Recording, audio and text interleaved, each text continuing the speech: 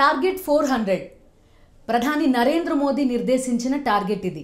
NDA కూటమి 400 స్థానాలు, BJP 370 స్థానాలు తెచ్చుకోవాల్సిందే ఈసారి పార్లమెంట్ ఎన్నికల్లో అనేది ప్రధాని నరేంద్ర మోదీ టార్గెట్.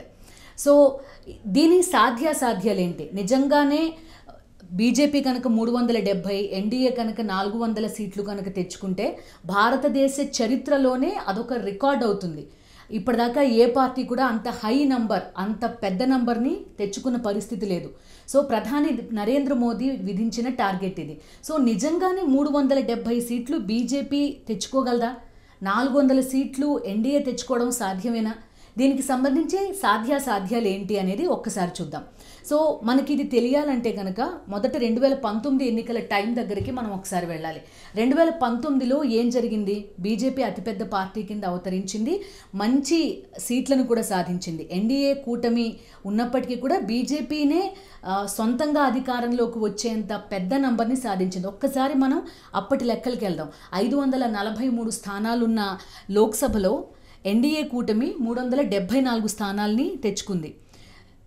374 స్థానాల్ని తెచ్చుకుంది. వేరాజ్ బీజేపీ దగ్గరకు వచ్చేసరికి 2019లో 303 స్థానాల్ని కైవసం చేసుకుంది. దాంతోపాటుగా ఓట్ షేర్ చూడండి, 37.7% ఓట్ షేర్ని సాధించింది. సో ఈసారి ఓట్ షేర్ విషయంలో కూడా బీజేపీ ఒక టార్గెట్ పెట్టుకుంది. ఏకంగా 50% ఓట్ షేర్ సాధించాలి అనేది ఈ టార్గెట్. సో అప్పుడు 2019లో ఎలాంటి ఫలితాలు వచ్చాయి? 303 స్థానాలు బీజేపీకి రావడం వెనుక ఏ రాష్ట్రాలు కీలకమైన పాత్ర పోషించాయి అనేది ఒక్కసారి కనుక చూస్తే మనకి 2024 ఎన్నికల టైంకి నిజంగా బీజేపీ, ఎన్డీఏ వాళ్ళకి విధించుకున్న టార్గెట్ని రీచ్ అవుతాయా లేదా అనేది కూడా మనకు అర్థమవుతుంది. ఒక్కసారి మనం 2019 లోక్సభ ఫలితాల దగ్గరకు వెళ్దాం. నేను హైయెస్ట్ నెంబర్ ఆఫ్ సీట్స్ ఉన్న స్టేట్ నుంచి మొదలు పెట్టబోతున్నాను. ఉత్తరప్రదేశ్.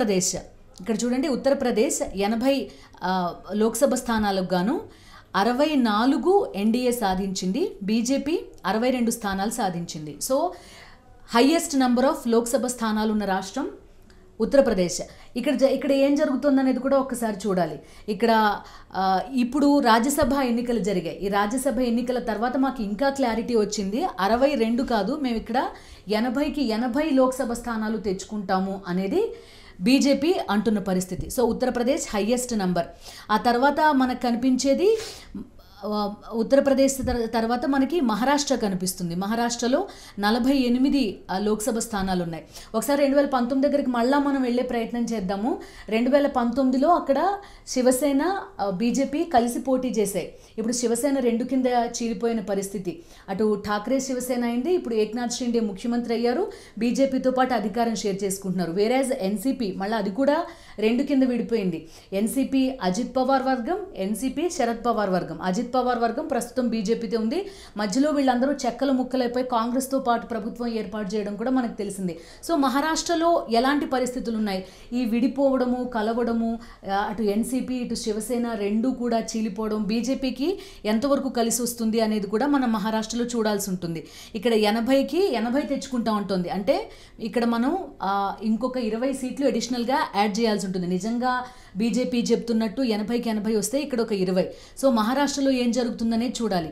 ఇంకా తర్వాత ఎక్కువ స్థానాలు ఉన్న మరొక రాష్ట్రం ఇటు బీహార్ తీసుకోవచ్చు, మరోవైపు వెస్ట్ బెంగాల్ తీసుకోవచ్చు. వెస్ట్ బెంగాల్, తమిళనాడు.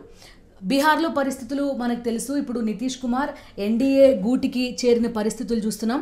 వేరేజ్ వెస్ట్ బెంగాల్ దగ్గరకు వచ్చేసరికి టీఎంసీ రీజనల్ పార్టీ చాలా మంచి ప్రభావం కలిగి చాలా బాగా పనిచేస్తున్న పార్టీ.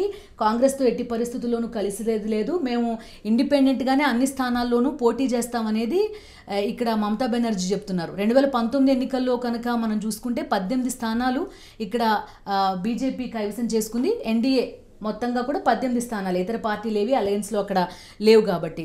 సో ఇది పెరిగే అవకాశం ఎంతవరకు ఉంటుందనేది వెస్ట్ బెంగాల్ దగ్గరకు వచ్చేసరికి మనకి ప్రశ్న. ఆ తర్వాత మనం మధ్యప్రదేశ్కి వెళ్దాం. మధ్యప్రదేశ్లో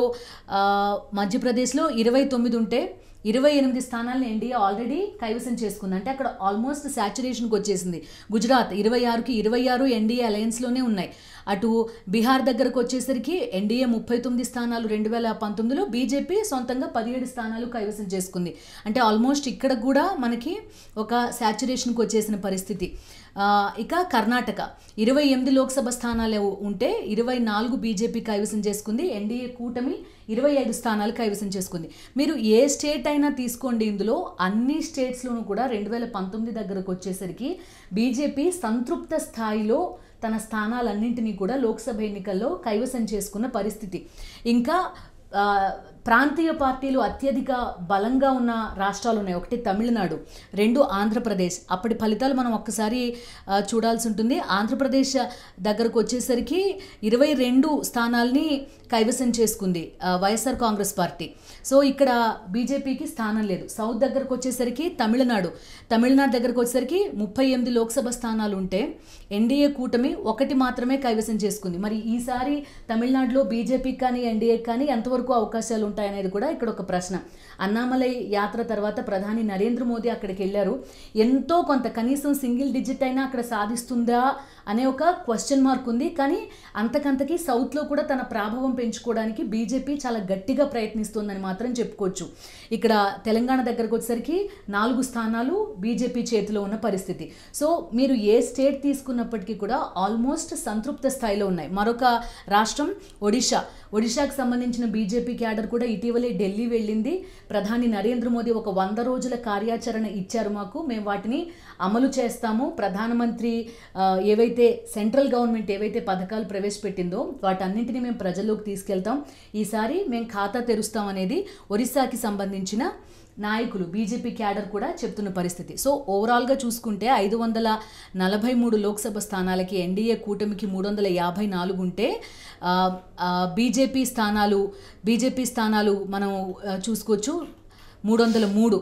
సో దీన్ని మించి బీజేపీ 303 ప్లస్ 37.7% ఓట్ షేర్ తోటి దూసుకుపోతున్న పరిస్థితి. సో ఏం జరగబోతోంది, బీజేపీ నమ్ముకున్న ఆశలు ఏంటి అనేది కూడా ప్రధానంగా మనం ఇక్కడ చూడాల్సి ఉంటుంది. ఏవైతే బీజేపీ హామీలు ఇచ్చిందో వాటన్నింటినీ కూడా ఆల్మోస్ట్ అమలు చేసుకుంటున్న పరిస్థితులు కూడా మనం చూస్తున్నాం.